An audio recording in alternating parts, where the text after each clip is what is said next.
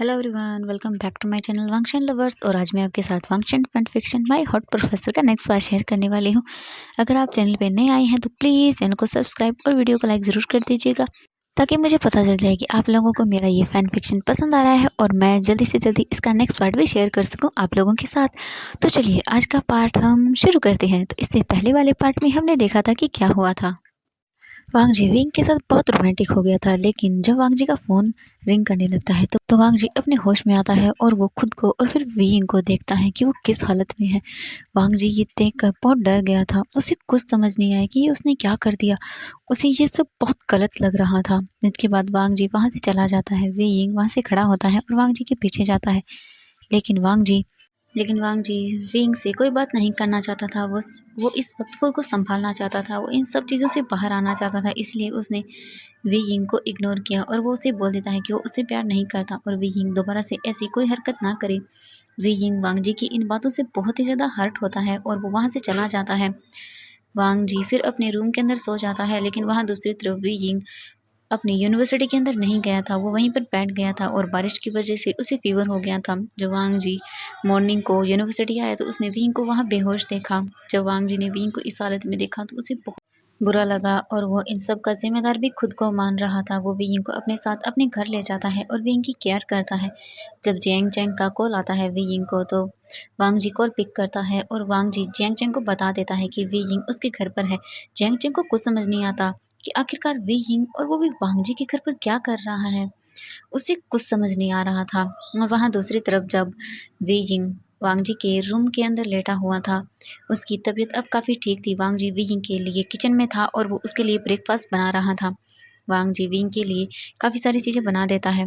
Wing bed पर सोया हुआ था, तब भी उसकी आइज़ ओपन होती हैं। जैसे विंग धीरे धीरे बेड से उठने की कोशिश करता है तो वांग जी अपने रूम का डोर ओपन करता है। वांग जी जैसे ही देखता है कि विंग उठ रहा है तो वो जल्दी से विंग के पास जाता है और बोलता है, विंग क्या क्या तुम ठीक हो विंग?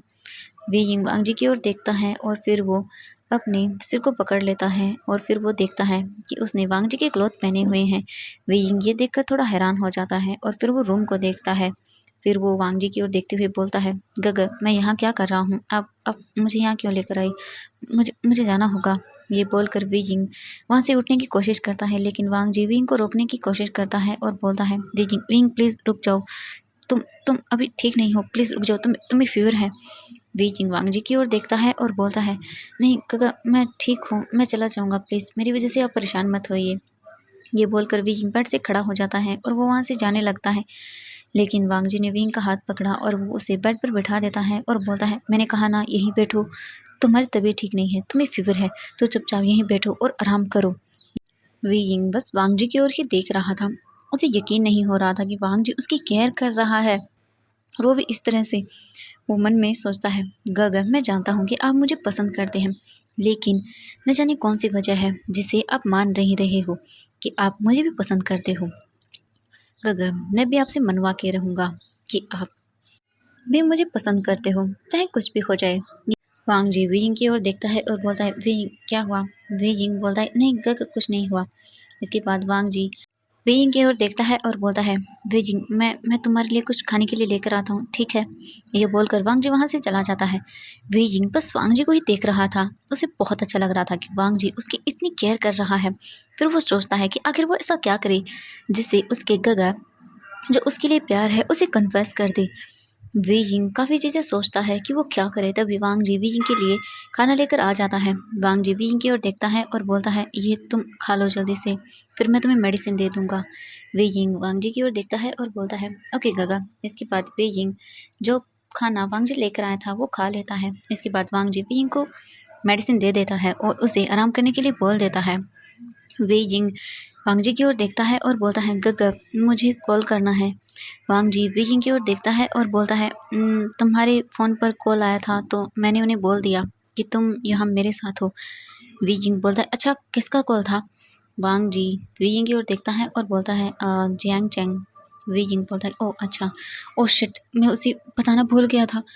नहीं वो मुझे मार डालेगा, मैं क्या करूँ? वेजिंग वांग जी की ओर देखता है और बोलता है, गग प्लीज़ जल्दी से मेरा फ़ोन दीजिए। वांग जी वीइंग को उसका फ़ोन दे देता है। वीइंग जल्दी से अपना फ़ोन को ओपन करता है और वो जियांग चेंग को कॉल लगाता है। जैसे ही वीइंग जियांग चेंग को कॉल लगाता है, जियांग चेंग कॉल को जल्दी से पिक कर लेता है। पहले तो जियांग चेंग को लगा कि जैसे वांग जी ने कॉल किया होगा, लेकिन फिर जियांग चेंग ने वीइंग की आवाज़ सुनी तो वो वीइंग पर चिल्लाते हुए बोलता है, तुम्हारा दिमाग खराब हो गया है, तुम हो कहाँ? आखिर तुम वांग जी के घर पर कर क्या रहे हो? तुम्हें पता है ना वो कौन है?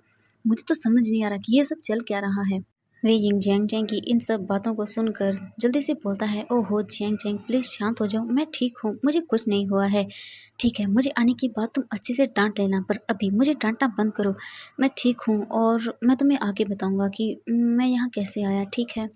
प्लीज़ तुम संभाल लेना सब कुछ। जियांग चैंग गुस्से में बोलता है, वे यिंग तुम जानते हो ना फादर आज हमें लेने के लिए आने वाले हैं और तुम ये सब।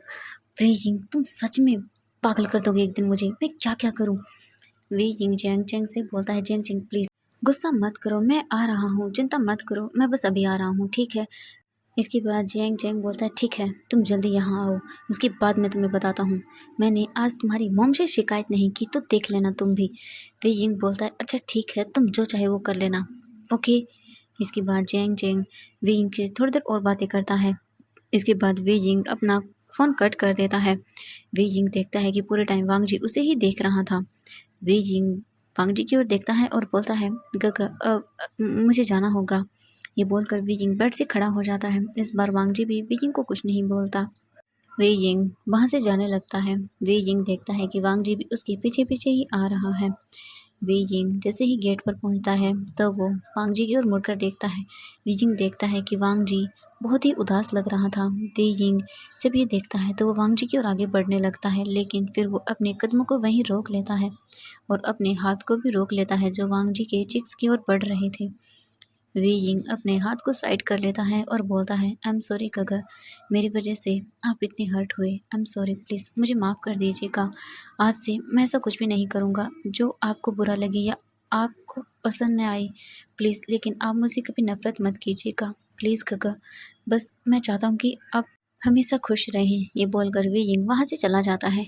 वांग जी वे यिंग को जाते हुए देख रहा था और वे यिंग की आंखों से आंसू भी गिर गया था। जिसे वांग जी ने देख लिया था, वे यिंग जल्दी से वांग जी के हाउस से बाहर आ जाता है और वो अपने यूनिवर्सिटी की ओर जाने लगता है। वांग जी वे यिंग को जाते हुए ही बस देख रहा था और कुछ नहीं कर पाया। वांग जी फिर अपने मन में सोचता है, यही सही होगा, उसे उससे दूर जाना ही होगा, यही सही है, वो उससे दूर चला जाएगा, फिर कोई प्रॉब्लम नहीं होगी, उसके लिए ये सही होगा। और वो ये बोलकर फिर वापस अपने रूम के अंदर आता है। और वहाँ दूसरी तरफ जियांग फेंग मैन वे यिंग और जियांग चेंग और यान ली को लेने के लिए हॉस्टल पहुँच चुके थे। जियांग फेंग मैन एंट्रेंस पर जाते हैं और वो वहाँ जाकर सिग्नेचर कर देते हैं और अपने बच्चों को ले जाने के लिए यहाँ से परमिशन भी मांग लेते हैं। इसके बाद जियांग फेंग मैन अंदर यूनिवर्सिटी में चले जाते हैं और वो जियांग चेंग और वे यिंग के रूम के और जाने लगते हैं। वहाँ दूसरी तरफ जियांग चेंग सभी चीज़ों को पैक करके आराम से बैठा हुआ था। वो बस वे यिंग का वेट कर रहा था कि कब वे यिंग आए और वो उन्हें लेकर वहाँ से जा सके। जियांग फेंग म्यान उनके रूम के पास आ जाते हैं और डोर को नॉक करते हैं। जियांग चेंग जैसे ही डोर पर नॉक सुनता है तो उसे लगता है कि वे यिंग आ गया है और वो जल्दी से डोर को ओपन करता है और बोलता है, वे यिंग कहाँ रह गए थे तुम? जैसे ही जियांग फेंग म्यान ये सुनते हैं तो वो जियांग चेंग की ओर देखते हैं और बोलते हैं, आचिंग क्या हुआ? वे यिंग जैसे ही जियांग चैंग ने अपने डैड की आवाज़ सुनी तो वो बोलता है, ओह सॉरी डैड, मुझे लगा वी यिंग है। जियांग फैंगमियान इसके बाथरूम के अंदर आते हैं और वो बोलते हैं, क्या हुआ? आशिन घर रूम में नहीं है, वो कहाँ गया है? जियांग जैंग अपने फादर की ओर देखता है और बोलता है, फादर वो काम से थोड़ा रूम से बाहर गया है, अभी आ जाएगा, मैं उसे कॉल करता हूँ। ये बोलकर जियांग चैंग जल्दी से अपना फ़ोन निकालता है और वो यिंग को कॉल लगाता है। वे यिंग भी रास्ते में ही था। वे यिंग का फ़ोन जब रिंग करता है वो जल्दी से अपना फ़ोन निकालता है और वो जियांग चैंग से बोलता है, क्या हुआ जियांग चैंग, अब मुझे क्यों कॉल कर रहे हो, मैं आ रहा हूँ। जियांग चैंग बोलता है, वे यिंग फादर यहाँ आ चुके हैं, तुम कहाँ हो, हमें घर जाना है। वे यिंग बोलता है, हाँ मैं जानता हूँ जियांग चैंग, ठीक है एक काम करो, तुम फादर को लेकर नीचे आ जाओ, मैं वैसे भी एंट्रेंस गेट पर ही हूँ। जियांग चैंग ने कहा कि ठीक है मैं आ रहा हूँ। इसके बाद वो फ़ोन कट कर देता है। जियांग चैंग अपने फादर की ओर देखता है और बोलता है, फादर वो गेट पर ही है, हमें नीचे चलना चाहिए।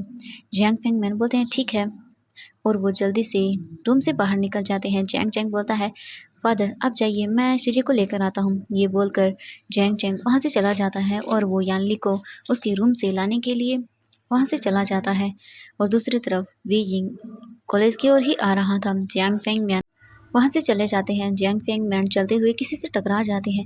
जैसे ही वो नीचे गिरने वाले होते हैं तो वो दूसरा पर्सन उन्हें पकड़ लेता है। जैसे ही जियांग फेंग मैन ने उसकी ओर देखा तो वो पर्सन बोलता है, फेंग म्यान तुम यहाँ क्या कर रहे हो? जैसे ही जियांग फेंग म्यान ने ये आवाज़ सुनी तो वो एक स्माइल करता है और बोलता है, चिरन कैसे हो तुम? काफ़ी दिनों बाद मिले हैं हम। लैंचरैन जब ये सुनता है तो वो बोलता है, कुछ दिनों बाद? हमें सालों हो गए हैं, हम नहीं मिले, आखिर तुम गायब कहाँ हो गए हो? सब ठीक तो है ना? जियांग फेंग म्यान लैंचरैन की ओर देखते हैं और बोलते हैं, हाँ मैं थोड़ा सा बिजी हो गया था अपनी लाइफ के अंदर, अपने बच्चों को जो संभालना था। लैंचरैन शौक होते हुए बोलता है, बच्चे? क्या सच में? तुमने शादी कर ली सच में उनसे? हाँ चिरन, मैंने उनसे शादी कर ली। लैंचरैन शौक में आते हुए बोलता है, क्या सच में वो मान गई तुमसे शादी करने के लिए? जियांग फेंग मैन एक स्माइल करते हैं और बोलते हैं, हाँ बहुत मुश्किलों से मैंने मनाया था और पर उसकी फैमिली कभी नहीं मानी, इसीलिए मुझे अपना शहर छोड़ना पड़ा और मुझे उनसे भागकर शादी करनी पड़ी। जैसे ही चिरन ये सुनता है तो वो हंसते हुए बोलता है, ओ माय गॉड, सच में फेंग मियान तुमने तो कमाल ही कर दिया। आखिरकार तुमने अपनी कॉलेज की सबसे हॉटेस्ट गर्ल को आखिरकार अपने जाल में फंसा ही लिया। जब फेंगमियन ये सुनते हैं तो वो एक स्माइल करते हैं और बोलते हैं, ये बहुत गलत बात है चिरन, ऐसा नहीं है। तुमने भी तो अपने कॉलेज टाइम में कितनी लड़कियों के साथ डेट किया था, वैसे ही तुम्हारी शादी हुई या नहीं? क्या तुम्हें वो मिली? लैन चिरन एक स्माइल करते हैं और बोलते हैं, फेंगम्यान जिससे मैंने प्यार किया वो मुझे मिली नहीं, और जब वो नहीं मिली तो कोई भी नहीं। मैं बस अपने भाई के बच्चों को ही संभाल रहा हूँ। ये सुनने के बाद जियांग फेंगम्यान बोलते हैं, क्या सच में? वो कहाँ गई आखिरकार? क्या हुआ था? लैन चिरन जियांग फेंगम्यान की ओर देखते हैं और एक स्माइल करते हुए बोलते हैं, तुम तो वहाँ से चले गए थे, तुम्हें क्या पता उसके बाद क्या हुआ। मेरी लाइफ बहुत ज़्यादा चीज़ों की वजह से बदल गई। अचानक से मेरे भाई का एक्सीडेंट हो गया, उस एक्सीडेंट में उन दोनों की मौत हो गई और मुझे उनके दोनों बच्चों को संभालना पड़ा, जिस वजह से मैं अपना ज़्यादा टाइम उन्हीं के साथ रहता था। इसीलिए मैं उसे ज़्यादा टाइम नहीं दे पाया और उसने तंग आकर मुझसे ब्रेकअप कर लिया और वो मुझे छोड़कर चली गई। लेकिन कोई बात नहीं, वो दोनों ही बच्चे मेरी ज़िंदगी बन गए और उन्हीं के सहारे मैंने अपनी पूरी लाइफ को बिताना शुरू कर दिया। वैसे तुम्हारा क्या हुआ? वैसे तुम्हारी स्टोरी क्या रही थी उसके आगे की? फेंग मियान और जियारैन दोनों ही एक दूसरे से बातें कर रहे थे, तभी जियांग फेंग मियान का फ़ोन रिंग करने लगता है। फेंग मियान जल्दी से अपना फ़ोन निकालते हैं और बोलते हैं, आचिंग क्या हुआ? जियांग चैंग जल्दी से बोलता है, डैड आप कहाँ हैं? मैं गेट की ओर ही जा रहा हूँ, आप मुझे यहाँ नहीं दिख रहे हैं। जियांग फेंग मैन बोलते हैं, मैं अभी आ रहा हूँ बेटा, चिंता मत करो, कुछ टाइम के अंदर आ जाऊँगा। ये बोलकर वो फ़ोन रख देता है। चिरैन ने कहा, तुम्हारा बेटा? जियांग फेंग मैन ने कहा, हाँ वो तुम्हारी यूनिवर्सिटी में पढ़ते हैं, मेरे तीनों बच्चे ही। जब जियांग फेंग मैन ये बोलते हैं तो लैन चिरैन उनकी ओर शौक में देखते हुए बोलता है, क्या सच में? मुझे तो समझ नहीं आ रहा है फेंग मैन, तुमने इतना सब किया और कभी किसी से बात भी नहीं की।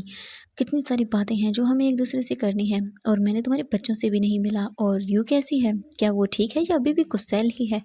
जियांग फेंग मैन एक स्माइल करते हैं और बोलते हैं, हाँ वो पहले जैसे ही है, लेकिन हाँ गुस्सा थोड़ा शांत हो गया है अपने बच्चों की वजह से, क्योंकि वो हर वक्त उसके साथ रहते हैं और थोड़ा गुस्सा भी उसका कम कर देते हैं। तभी लैंचरैन का भी फ़ोन रिंग करने लगता है। लैंचरैन जल्दी से अपना फ़ोन निकालता है तो वो देखता है कि कॉल लैंस सेचैन का था। लैंस सेचैन जल्दी से अपने अंकल से बोलते हैं, अंकल हमारी एक मीटिंग है बोर्ड डायरेक्टर के साथ, आप कब तक आएंगे यहाँ? वो लोग आ चुके हैं। तभी लैंचरैन बोलता है, हाँ मैं अभी आ रहा हूँ, उन्हें बोलो कि वो थोड़ा वेट करें, मैं बस थोड़ी देर में ही आ जाऊँगा। इसके बाद लैंस सेचैन कॉल कट कर देती हैं। जियांग फेंगमियान ने कहा कि ओह तुम्हारी मीटिंग है? लैंजरन ने कहा कि हाँ, और मुझे लगता है शायद तुम्हें भी जाना होगा। वो दोनों ही एक दूसरे की ओर देखते हैं और बोलते हैं, हाँ। तभी लैंजरन ने कहा कि पता नहीं कब हमें एक दूसरे से सारी पुरानी बातें करने का टाइम मिलेगा। काश ऐसा होता कि हम कहीं मिल पाते और बातें कर पाते एक दूसरे से, सारी पुरानी यादें ताज़ा हो जाती। बहुत वक्त बीत गया है पुरानी बातें किए हुए, पुराने दोस्तों से मिले हुए। तभी चांग वेंग म्यान कुछ सोचते हैं और बोलते हैं, अगर तुम्हें कुछ ठीक लगे तो मेरे घर पे एक पार्टी है, तो मैं तुम्हें इनवाइट करता हूँ, क्या तुम अपनी फैमिली के साथ आओगे? इसी बहाने पुरानी बातें भी हो जाएंगी और हम दोनों एक दूसरे के बच्चों को भी एक दूसरे से मिलवा देंगे। और बच्चों से भी मिल लेंगे हम। ये सुनने के बाद चिरन ने कहा, ये बहुत अच्छा आइडिया है, ठीक है मैं ज़रूर आऊँगा अपनी पूरी फैमिली के साथ। ये सुनने के बाद जियांग फेंगबिन भी बहुत खुश हो जाते हैं और वो बोलते हैं कि थैंक यू सो मच मेरा इनविटेशन एक्सेप्ट करने के लिए। और वो बोलते हैं ठीक है मैं तुम्हें अपना एड्रेस सेंड कर दूंगा और इनविटेशन कार्ड भी मैं तुम्हें भेज दूंगा। इसके बाद वो दोनों एक दूसरे से अपना फ़ोन नंबर एक्सचेंज कर लेते हैं और एक दूसरे का एड्रेस भी बता देते हैं। इसके बाद वो दोनों एक दूसरे को हग करते हैं और वो दोनों वहाँ से चले जाते हैं।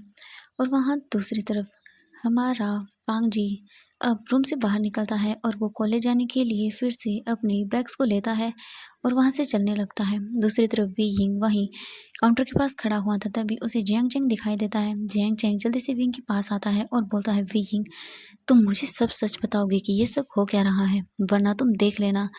विंग ने कहा कि अच्छा ठीक है चैंग, मैं तुम्हें सब बताऊंगा, पर फिलहाल मुझे डैड से मिलना है। वो कहाँ है और सीजे कहाँ है? तभी यानली भी वहाँ आ जाती है। यानली जल्दी से विंग के पास आती है और बोलती है, आशियान तुमने तो मुझे देखा भी नहीं, मैं जियांग चैंग के पीछे ही थी। वी यिंग अपनी शीजे की ओर देखता है और बोलता है, सॉरी शीजे मुझे माफ़ कर दीजिए, मैं इसके चक्कर में सब भूल गया था, ये मुझे डांट रहा है शीजे, देखिए ना। जियांग यानली जियांग चैंग की ओर देखती हैं और बोलती हैं, तुम दोनों भी ना लड़ना कब बंद करोगे आचिंग? तभी जियांग चैंग यानली की ओर देखता है और बोलता है, सीजे ये गलत बात है, मैं इससे कोई लड़ाई नहीं कर रहा था। तभी वो दोनों फिर से लड़ना शुरू कर देते हैं। तभी जियांग फेंगमैन भी वहाँ आ जाते हैं और बोलते हैं, ओहो बच्चों कम से कम यहाँ तो लड़ना बंद कर दो।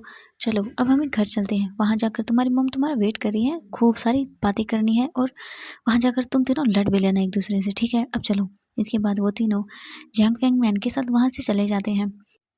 तो फ्रेंड्स आज के लिए बस इतना ही, नेक्स्ट पार्ट के लिए वेट कीजिएगा। Thank you so much friends मेरी वीडियो देखने के लिए। तो देखते हैं आगे क्या होने वाला है। आपको क्या लगता है विंग और वांग जी मिलेंगे इस पार्टी में एक दूसरे से? अगर मिलेंगे तो क्या होगा? तो चलिए बाय बाय एवरीवन, आज के लिए बस इतना ही।